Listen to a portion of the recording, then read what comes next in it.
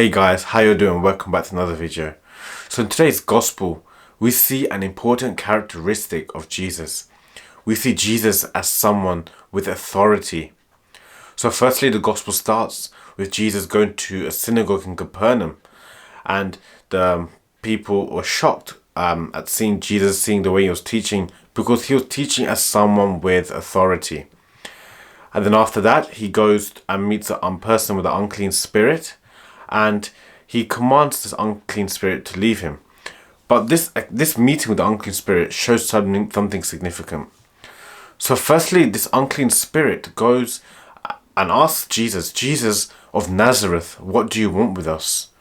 So by this unclean spirit addressing Jesus by name, it shows that this unclean spirit wants authority over Jesus. But at the end, we know that in fact it was Jesus who had authority over this unclean spirit.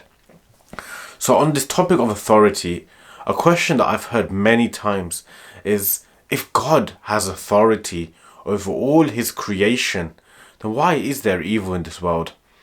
And regarding this question, Augustine answers it really well. So what Augustine says is, if God is good, then creation has to be good. But evil is not good. So how can evil come from God? But if all of creation is good, then evil is a corruption of what is good. And this is shown perfectly in the creation account in Genesis. When God created everything, God said, it is good. This included Adam and Eve. When God created Adam and Eve, he thought they were good creation. But God gave Adam and Eve free will. And it was their disobedience to God when they ate the apple of the tree that they brought destruction, they brought original sin.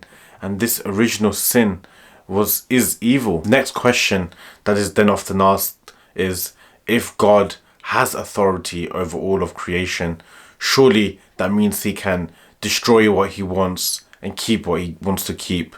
So in other words, if God is the creator of all things, then he can destroy evil, right? If he's all powerful, if he's the most powerful person in the whole universe, he can destroy what's not good in this world. And that's true, he can, but God doesn't choose to. And there's two reasons for this. Firstly, if God creates everything and guards it perfect, then decides to destroy it, then he is admitting that his creation is not perfect. And if his creation is not perfect, then that means God himself is not perfect. And we know that God is perfect because he created everything to be good, everything to be perfect. So destruction means that God is admitting that he himself and his creation is not perfect. And secondly, if God decides to destroy everything, then that means there's an element of intimidation. For example, for those of us who are scared of spiders, if we see a spider on the wall, we want to destroy it, we want to kill it, because we want to be comfortable and we don't want to be intimidated by the spider. So out of intimidation, we will kill it and get rid of it because there's an element of fear in us regarding this spider. And that's the same if it comes to God destroying evil. If God destroyed what is bad in this world, then there's an element of intimidation on God's side. And we know God is above all of creation. He is above all things. There's nothing that can intimidate God, that God can be fearful of. So those are the two things, the two reasons why God doesn't destroy. Because firstly, he is the creator, and destruction means he's admitting imperfection. And secondly, that means that if he destroys, it means that he is admitting that he is intimidated by what is evil in this world. So God, he is not a creator of evil, but sometimes he permits evil. And now you'd be like, why would he want to permit evil? Because by permitting evil, God can show us that he in fact has authority over what is evil in our lives. In other words, sometimes we can be inflicted by evil. Sometimes we can be inflicted by hurt. But it is through this hurt only can God show us that He has authority over what hurt we have in our lives. If we look to God, He can conquer this authority. And that's an essential element. And so that's why sometimes I think that we go through necessary evil.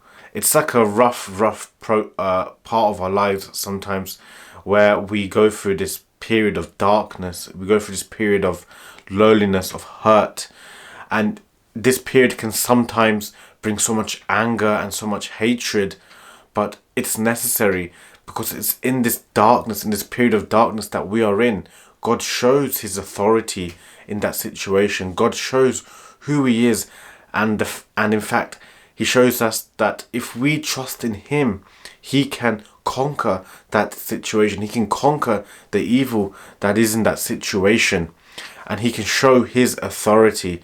And by showing His authority, He's telling us we can trust in Him.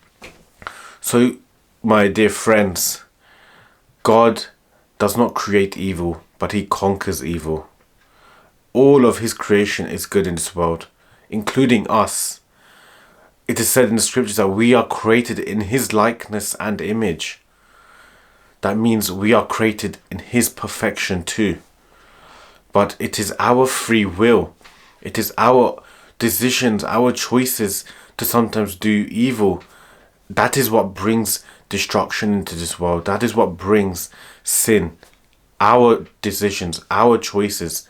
But remember this, we have the beautiful sacrament of confession to get rid of these sins. God has given us opportunities every day of our lives to get rid of these sins and to come back to the perfect creation that He created us to be. Thank you so much, guys, for listening. I hope you have a great Sunday, and I hope you have a blessed week ahead. God bless.